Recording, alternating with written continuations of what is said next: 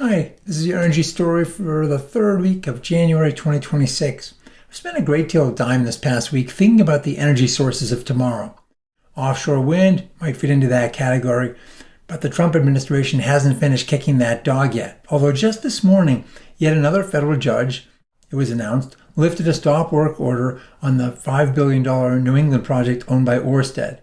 And Dominion announced it would ask a federal judge to do the same thing for its $11 billion project off Virginia. Today, though, let's look briefly at the prospects for both fusion and fission generating technologies.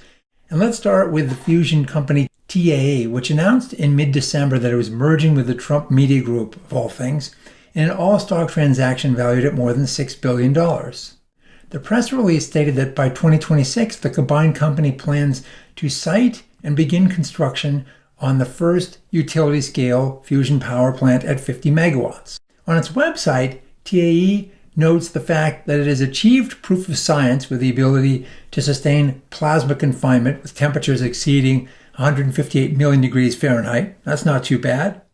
And it hails other technological breakthroughs that may help to create a more cost-effective approach and shorten the road to commerciality. TAE also says it's on track to deliver hydrogen boron fusion to the grid by the early 2030s. And on January 6th, it announced it's begun the site selection process for a 20-plus acre site with proximity to a primary distribution grid and metropolitan hub. Its research reactor recently delivered beyond its initial expectations. But from the outside looking in, if I had to guess or bet who'd get to fusion first, I'd have to turn my sights to Commonwealth Fusion. They've got more critical pieces of the puzzle apparently assembled, and they just announced the manufacture of the first magnet necessary to create the container that holds the fusion reaction. In their case, at temps of 180 million degrees Fahrenheit, which is hotter than the core of the sun, even at night. It also has the critically important manufacturing capability to make more of those magnets. Commonwealth is currently building a demonstration plant in Massachusetts, and it also just announced that it's enlisting AI chip manufacturer Nvidia and industrial powerhouse Siemens to develop digital representations of its machines, compiling data to make simulations that can help accelerate the design and make improvements along the way. And finally, the all-important piece is the off-taker. Google committed last June to purchase 200 megawatts of power from the first fusion plant in Chesterfield County, Virginia. And importantly, Google's been an investor in Commonwealth Fusion since 2021. And announced last June it's increasing its stake by an undisclosed amount, giving Google the option to purchase even more power from additional plants. And on the heels of that, Commonwealth announced an additional deal with Italian energy company Eni worth $1 billion. So fusion may just be a very real thing sometime in the visible future. Now let's turn to fission, since there's a constant drumbeat of news coming from the modular nuclear sector. This week, Meta announced deals with two of the so-called Generation 4 modular nuclear companies, Oklo and TerraPower. Gen 4 nukes aren't your typical 700 to 1,000 megawatt large nukes. Instead, they're designed to be smaller, more fuel efficient, fail-safe in the case of a plant failure or an event such as a tsunami or earthquake, and with fuel from which it's more difficult to make nuclear weapons. Numerous Gen 4 companies are active these days, and the optimism surrounding them is quite high. Take publicly traded Oklo. Its stock rose from a share price of $23 a year ago to $102 today, and it kissed $175 along the way. Meta recently announced a deal contemplating a plant in Chicago with Oklo, the first of many additional projects totaling up to 2,200 megawatts, with the first coming online as early as 2030. Oklo now has a site use permit for an initial trial reactor and has also ordered fuel for that first machine from Idaho National Laboratories. Oklo has also submitted a license application for both construction and operation of its first plant, and it broke ground for that in September.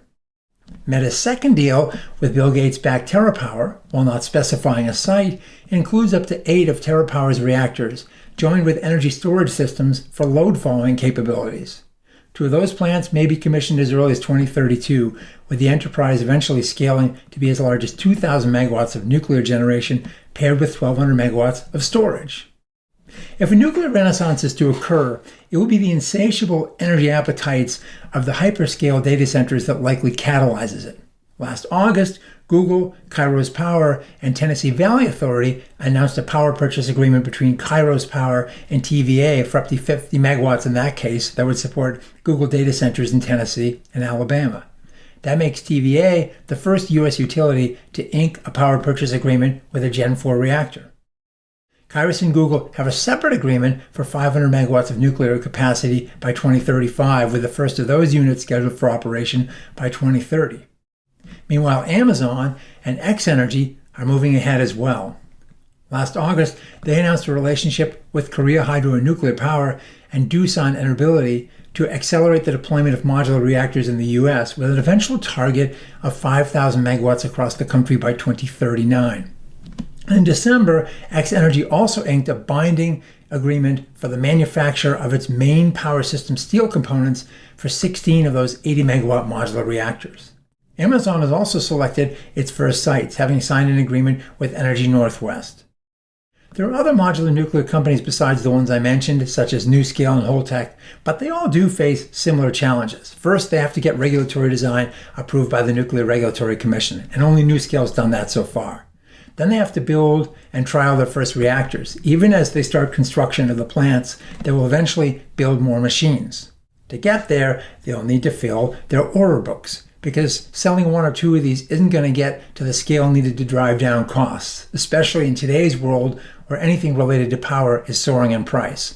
Plus, you have to attract more investment capital. Scale in manufacturing can help reverse the price trends because you can spread capital costs across more units. And a learning curve can kick in if you get volumes high enough. But let's not kid ourselves about that. This isn't like solar panels or battery cells where one creates a virtuous circle during the manufacture of millions or billions of cells or panels. In those instances, one had massive improvements in the underlying technology. Think about sunlight conversion efficiencies for solar or life cycle gains for batteries. Combined with supply chain efficiencies all the way up the ladder, added to manufacturing improvements. The numbers we're talking about here for modular nukes, they won't get you there. Then there's a new workforce that needs to be developed and NIMBY issues to be overcome. If solar and wind are facing increasing pushback, one shouldn't expect anything different with small nuclear plants in the backyard. Could there be a moonshot movement? Perhaps. But also only if a number of these companies perish on the road. The industry won't achieve scale with all of them operating. And the cost issue ultimately will be paramount here, as it always is in the electric energy space. NuScale serves as a cautionary example. It came out of the box with an agreement pre-COVID to serve the Utah Association of Municipal Power Systems at $58 a megawatt hour. Post-COVID, that number soared to $89 a megawatt hour, and all the potential off-takers headed quickly for the exit ramp. So the fortunes of these new industries, fusion and fission, will be based both on what they can achieve as well as developments in the market around them. Gas prices, storage technologies, the evolving conversation around carbon, loan guarantees and government subsidies, all these are elements of the soup that will eventually determine whether these industries survive and thrive or are relegated to a small niche in the power game of tomorrow. Well, thanks for watching, and we'll see you again soon.